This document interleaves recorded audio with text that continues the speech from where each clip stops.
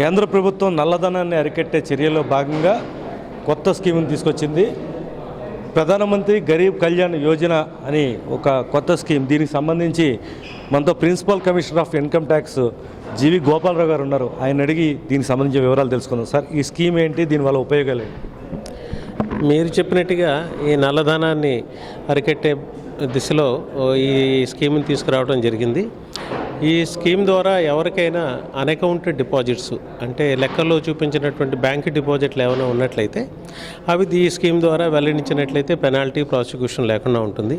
ఈ స్కీమ్ని వినియోగించుకోవాలన్నట్లయితే వాళ్ళకు ఉన్నటువంటి డిపాజిట్లు చూపించి దాంట్లో 49.9% ట్యాక్స్ కట్టాలి. ఇంకొక 25% బాండ్ల రూపంలో గవర్నమెంట్ దగ్గర డిపాజిట్ చేయాలి. ఈ బాండ్ల రూపంలో డిపాజిట్ చేసినటువంటి బాండ్లు ఇంట్రెస్ట్ ఫ్రీ, అవి దానికి ఇంట్రెస్ట్ ఏమి ఉండదు, కానీ 4 సంవత్సరాల్లో తిరిగి ఇచ్చేస్తారు.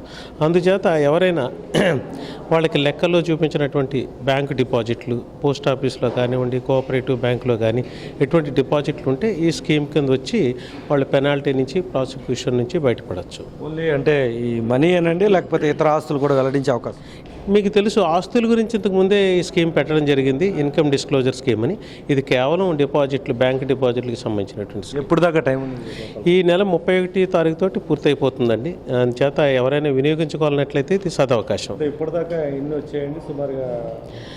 అంటే ఈ స్కీమ్కి రెస్పాన్స్ బాగుందని చెప్పగలను. ఈ వివరాలు మట్టుకు ప్రస్తుతం మీకు చెప్పడం కొంచెం కష్టం అవుతుంది. అవునండి. సరే, అంటే ఇంకా బెనిఫిట్స్ ఏమున్నాయి ఈ స్కీమ్లో, ఇంకా అంతర్లీనంగా ఉన్న ఏముందంటే ఇప్పుడు కనుక ఈ డిపాజిట్లు డిస్క్లోజ్ చేసినట్లయితే నేను చెప్పినట్టుగా 49.9% ట్యాక్స్ తోటి పోతుంది. అదే మనం డిపార్ట్మెంట్ కనుక ట్యాక్స్ చేయాలన్నట్లయితే 73%, ఇంకా తనిఖీలు సోదాలు చేసి తీసుకున్నట్లయితే 83%. మేము తనిఖీ సోదాలు చేసిన తర్వాత మీరు డిక్లేర్ చేయకుండా మేము కనుక మనం డిటర్మైన్ చేసినట్లయితే మోర్ దాన్ 100% ట్యాక్స్ దాకా ఉంటుందండి. దీనివల్లటువంటి చర్యలు చాలా ఎక్కువగా ఉంటాయి.